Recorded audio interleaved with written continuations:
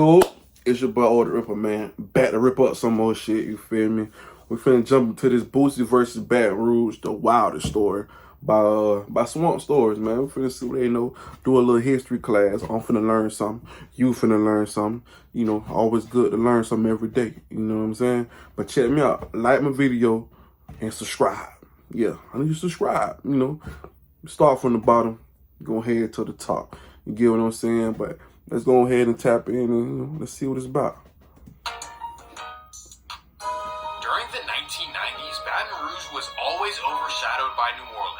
Between the Hot Boys, Juvenile, Master P, Soulja Slim, Lil Wayne, Birdman, Turk, BG, and Manny Fresh, you can say that New Orleans definitely had the spotlight. But as No Limit began cooling down and Birdman and Lil Wayne moved away to the mainstream world, New Orleans lost its spotlight. And that's when Baton Rouge began to rise. A young man named Torrance Hatch, also known as Lil Boosie, had the local scene on fire. But although he was a local success down south, he wasn't exactly doing major numbers. That was until 2005 when Boosie signed with Warner Brothers, and this is when things would start looking up for him. But despite the mainstream success, Boosie's life in Baton Rouge was all but on an upward trajectory. This is one of the most complicated and illogical stories I have ever told. So please rewind and pause if you have to. So let's dive in. Lil Boosie is from South Baton Rouge, but more specifically the Roosevelt Street Projects. And during his childhood, his neighborhood was run by a group called BBG, also known as Bottom Boy Gorillas. I know the name sounds very unlike Boosie, if you know what I mean, but it actually makes sense. I see what you did there. Bottom boy. Bottom boy. Think about what Boosie be mad about. Bottom boy. I see what you did though. But I caught that though. I caught that. I get that though. I see what you did. Operate out of what's known as the bottom of South Baton Rouge. This is pretty much considered Washington Street down to Astor Street, and BBG put fours down to mark where they're from. And on the other side of Washington Street, you have another group called TBG. This means Top Boy Gorillas, and they put fours up to show that they're from the top of South Baton Rouge. Both sides are known for getting money and playing rough, and although there was an off and on rivalry between members of both groups, I wouldn't necessarily call it a beef at all. It's way more complicated than TBG versus BBG, and most of the losses came from internal issues on both sides. So let's get to the events. Boosie always rolled with his two closest friends, Ivy Smith, also known as Lil Ivy, and Daryl Milton, also known as Bleak. Both Ivy and Bleak were the top two TBG members, known for calling shots and leading the most hated group in all of Baton Rouge. And Boosie was no less than them, except that he had become the head of BBG. And that's to say that South Baton Rouge was all rocking together. BBG and TBG was all one family. But once Boosie began blowing up, his friend Lil Ivy wanted to start rapping as well. So he would start his own label called TBG Records. And this is where things began to get blurry. Some people in Baton Rouge say that Boosie didn't want to see Ivy get on his level, so he prevented him from connecting with major labels. And some would... Hey, that happened in real life for real though, bro. Like, just think about it. You know what I'm saying? It be friends and family. Like, someone wants y'all to always be on the same level. You feel what I'm saying? But then when you hit that jump, they get mad at you. They throwing shade. They hating on you. You know what I'm saying? Because they ain't in your position now. They feel like, damn, why I ain't there? You feel what I'm saying? Like, it's just, you know, you got people like that for real, bro. You got to be careful who you have around you, bro. Everybody around you ain't supportive. You feel what I'm saying? Someone want to help you go up because it's beneficial to them in the end. You feel what I'm saying? You know, keep your eyes open out there, man, for real. Would say that this caused tension between TBG and BBG, but Boosie claims that that's not true and there was no friction. Regardless, things would get serious on April 2nd, 2005. It's a Friday night in Baton Rouge, and Boosie is set to do a walkthrough at Club Shenanigans. But the main reason he's there is to celebrate Ivy Smith's 25th birthday. So to those who say they had issues, please explain that. But anyways, while at the club, an argument breaks out between a local rapper named Nusi and Lil Boosie's crew. That's when Boosie, who at this point is already signed to Warner Brothers, decides to leave the club. So Boosie leaves with most of his entourage except for Ivy Smith, who who stays in the club till the very end. Ivy gets in his car with two friends and heads to his home all the way in Sherwood Forest. And as he's driving down Interstate 12, a car pulls up beside him and bang. Damn. Instantly, all the attention was on one man only. So Ivy Smith got parked in the car while he on the road going home. Man, that's tough. Just imagine, bro, you having a time in your life turning up, you know what I'm saying, at the club with your peoples. Then you heading home, man.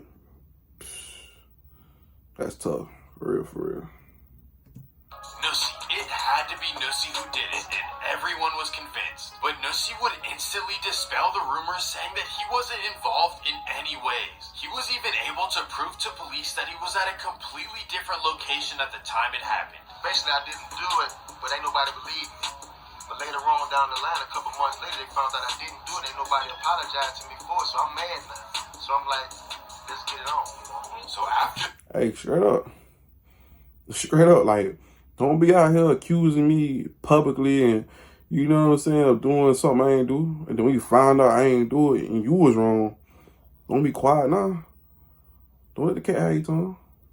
Yeah. Own up. After this, a new rumor began roaming around Baton Rouge. People would say that Ivy was not into it with rivals. Rather, he had issues with his own friend over some money. That would be a man by the name of Tremaine Franklin, also known as Lil Pig.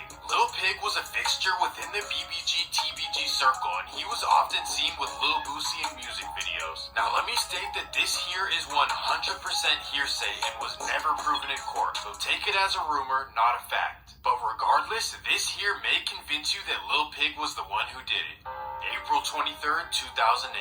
Lil Pig and his mother are sitting on the porch of their South Baton Rouge home. That's when a man pulls up and bam. Damn. Again. Nigga pulled up while he outside on the porch with his mama.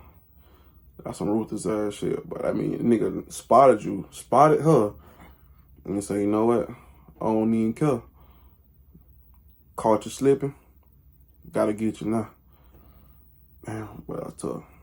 At first, all eyes were pointed at Nussie, but those within the circle knew exactly what this was all about. After a little while, a new name was being talked about all around Baton Rouge. That would be a young man named Nicholas Sterling, also known as Lil Finn. Lil Finn was very close to Lil Boosie and was often seen by his side, and everyone started saying that he was the one who handled Lil Pig for what he did to Lil Ivy. Regardless if it's true or not, everything would come around for him just a few months later. August 23rd, 2008. Lil Finn gets into a random argument with a man on McKinley Street. The man, whose name is Donald Eli, would notice Lil Finn reaching down. That's when he would react. Bang. Lil Finn, or Lil Nick, which is his other nickname, is still a legendary name in Baton Rouge. Hold on. Lil Finn, Lil Nick. Boosie had a song on one of his recent albums like a year or two ago. I think it was called Gangsta Ass Nick, Gangsta Lil Nick, something like that. This must be what he was talking about. If you don't know what I'm talking about, I'm going to find the song. I'm going to post it towards the end. You feel me? But this is who you're talking about. Yeah. But when lyrics really come alive, when you paint the picture, it's crazy, bro. He was one of Boosie's closest friends, and you can always hear him referring to him in his music. But this just goes to show that in Baton Rouge, things always catch up to you. So boom, here we are at the end of 2008, and although Boosie is more popular than ever before, things are falling apart for him in Baton Rouge. Now without Ivy, Josh Thomas, Kevin Henderson, Lil Pig, and Lil Finn, Boosie definitely lost a lot of his muscle. And that right there introduces us to a brand new character. Let me introduce you to Michael Loudon, also known as Marlo Mike. The name Marlo Mike rings bells all throughout Louisiana because he is truly something else. Marlo Mike grew up in the same neighborhood as Boosie, but was definitely less fortunate. In fact, he was the poorest kid in the entire neighborhood, and his living conditions absolutely stunned Lil Boosie. He could not believe the way that Marlo Mike was being raised, so Boosie would step up to the plate and take him in as a son of his own. He was even allowing him to live with him since the age of 12, but once Marlo Mike got old enough, he would outgrow the role of a kid and have a new role in South Baton Rouge. He became Lil Boosie's new enforcer, and that's not me saying it, he said it himself. But Marlo Mike was only 15 years old when he got his start, and this story is absolutely insane. All of this is as told by Marlo Mike as he took the witness stand in 2012. Some information was confirmed and others were dismissed. Don't take everything as a fact, rather a personal account. And that takes us to April of 2009. Lil Boosie allegedly gets his chain snatched by another BBG member. That would be a man by the name of Marcus. I ain't know Boosie got a chain snatch. Boosie, they got your chain? I ain't know that. Damn. Thomas. And Lil Boosie felt disrespected to the point where he would ask Marlo Mike and Michael Judson to handle it for him. April 25th, 2009. Marcus Thomas is driving down West McKinley Street just 2 blocks from Boosie's projects. That's when Marlo Mike pulls up and bang. Another internal conflict. But Marlo was on that boy. 15 years old, knocking shit down, like, back to back, like. But that nigga love for Boosie had been strong. By 15, you just, it is what it is. That's a, but I don't care what you say, but that's a real friend, but for real. Conflict in Baton Rouge over something pointless, once again. And at this point, everything that happened to South Baton Rouge was between them. And because of that, everyone assumed that the problems with Nussie were over. In fact, both artists would do interviews confirming that they ran into each other at the airport and squashed it. And given that, you'd assume that everything was good. But unfortunate news would come soon. February 9th, 2009. Marlo... Why gotta be on my birthday, bro? Feb 9. Why you ain't want to just chill that day? I'm sure that was a good day. You ain't want to just chill in the sun, go swimming or something. Damn, Marlo. Ruthless, boy. Marlo Mike drives up to Nussie's neighborhood in Mid-City, Baton Rouge. He heads down America Street and bam. This incident here... Oh, so he caught Buddy lacking outside in his hood. So, damn. But Marlo was a boy. Damn, so Nussie probably outside chilling, ain't thinking nothing. He in the hood. His hood, he's safe. Nigga probably didn't even have it on him. And they just pulled up and pop, pop. Here shocked everyone, especially after they publicly squashed their issues. But Marlo Mike would claim that after the interviews were done, Nussie would actually disrespect Boosie at a nightclub again. And sadly, that's all it took. But another major event would occur just a few months later, October 21st, 2009. Boosie and his friend Michael Judson get a letter from Angola State Prison. The letter is from a friend, and it states that a man named Terry Boyd was in Angola talking about what he's gonna do to Boosie. It just so happens that Terry Boyd gets out the same day. So Boosie tells... See, loose lips. How you gonna go around a bunch of men in prison? Niggas in jail, all they gotta do is talk and watch the clock. You can't be going around saying that. You know the word gonna get around. Come on, bro. You in prison. You thought you gonna tell one person or 2 people and they just gonna keep it to themselves? Tells Marlo Mike that he has $25,000 for him and he knows exactly what to do. So Marlo Mike drives out to Terry's address. He waits for the night. Bang. Marlo Mike would then say that he returned to Boosie's house, and he would say that Boosie recorded 2 songs to celebrate the event. Anyways, Boosie would give Marlo $2,800 in rewards, which I guess was not enough for his loyalty. You tell me I'm getting 25 rats to knock a nigga off for you. And when I do it, you give me 2,800? Nigga, I'ma need that. I'ma need that 25, bro. That 28 ain't enough. Nah. Come on, bro. Tighten up. And that that takes us to April 1st, 2010. Marlo Mike is contacted by a rival of Boosie named Reginald Youngblood. The man offers him a sum of money to catch up with Boosie's two closest friends. That would be Charles Noki Matthews and Daryl Bleak Milton. And some would say that these were Boosie's only two day one friends left. Regardless of how much money he was offered, there's no way Marlo Mike would do it, right? You'd think that he would be loyal to the man who took him in since the age of 12. Not in this case. Marlo Mike is cold. On the morning of April 1st, 2010, Marlo Mike would get the job done. Damn, so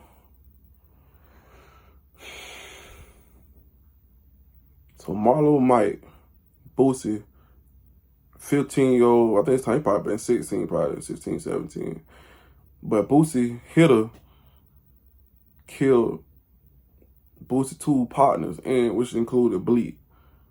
Damn, bro, that's mind blowing. See, Boosie should have paid that nigga $25K, bro. You can't tell a nigga that much money. Especially you young. I got $25K, you whack this nigga. Man, you give me $2,800. I ain't saying he was, wrong. I ain't saying he was right. But you should have known better, Boosie. You should have known better, bro. But after this, literally everyone was left clueless.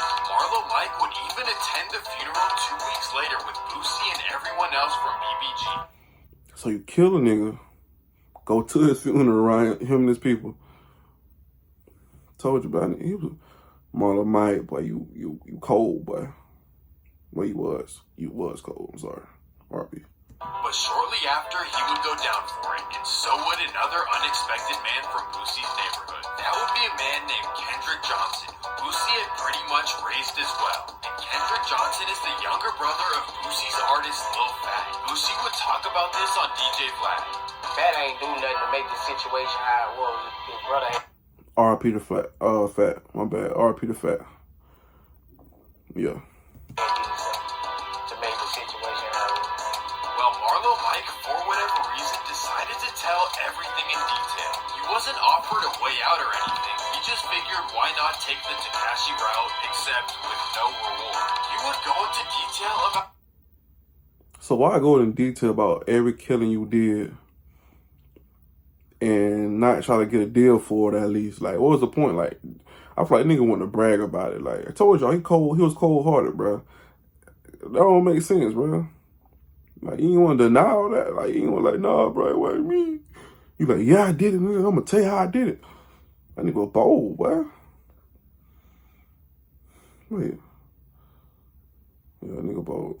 About every single situation, which pretty much only made it worse for him. But then when it came to the Tory Boyd situation, Marlo Mike would say that Boosie paid him to do it, and this would ultimately result in Boosie's arrest. However, an unexpected person would come to Boosie's defense. That would be Terry Boyd's sister, who claimed that her brother and Boosie had no issues whatsoever. Why she did this, it didn't seem to make any sense at first, until people realized that she has a child with Boosie. So at that point, she wants her child's father.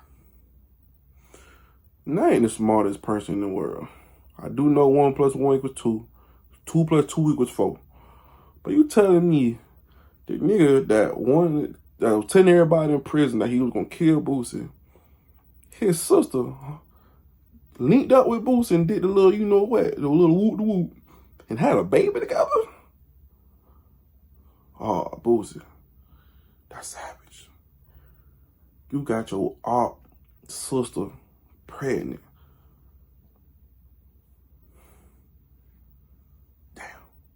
Father to be around for her kid. So honestly, even though I think it's a tough decision, I think she made the right one. But what do you guys think? Let me know in the comments whether she should have stuck up for her brother or her child's father. Well, long story short, Boosie beats the charge in 2012 and Marlo Mike is doing life. Many of his statements in court were deemed hearsay and were unapplicable to Boosie's case. And on top of this, when it was time for Marlo Mike to officially testify against Boosie, he took back all of his previous statements. Thankfully, after getting out, Boosie would... In my opinion, if he took everything back, he said that could incarcerate Boosie.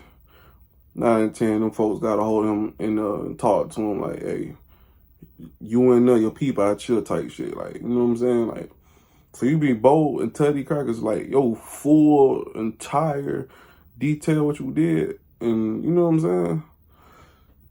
They got a hold of that boy people or something, but. He would move to Atlanta to enjoy a peaceful life with his children. But just when you thought the old drama was put in the past, Lil Ivy's nephew, who goes by the nickname Lit Yoshi, would go on Instagram Live and accuse Boosie of having something to do with the loss of his Uncle Ivy. Yeah, I used to listen to Boosie music. I remember when I was little, uncles used to take me by Boosie's house. Yeah, that used to be my favorite rapper. I grew up off his music, off his old music, because that new music blew. Yeah, Trill wanted to sign Ivy, yeah, that's what it was. Amy wanted to sign Ivy, and Boosie ain't won't answer the phone. You know what I'm saying? And Bleak got tired of telling Ivy Boosie don't want to talk. He kept telling Boosie and all this and that.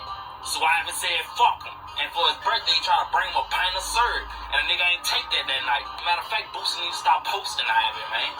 I don't know why I be letting that shit make me mad. What they be doing on Instagram Live and Instagram. That shit really be making me mad. It be getting to me. I don't even know why I let it get to me. Boosie would respond to the claim. Trying to have it, but you ain't wanted to have it. Man, nah, bro. Don't believe that, man. Them dudes was 3 years old when this was going down. We wouldn't treat it like that, dude. The whole situation is unfortunate, but it's good to see Boosie grow past all this and live a great life with his family. That's pretty much it. But my whole take from this, brother, and Boosie got a lot of rumors around him. You know, obviously got a lot of dead friends and family around him. You know what I'm saying? So obviously Boosie had a tough life. I definitely learned a lot with this shit here. I learned a lot. You feel me? Yeah, Swamp Store, you should do a part 2, bro. Yeah. You know, I'm gonna tune in on part 2 if you ever drop one.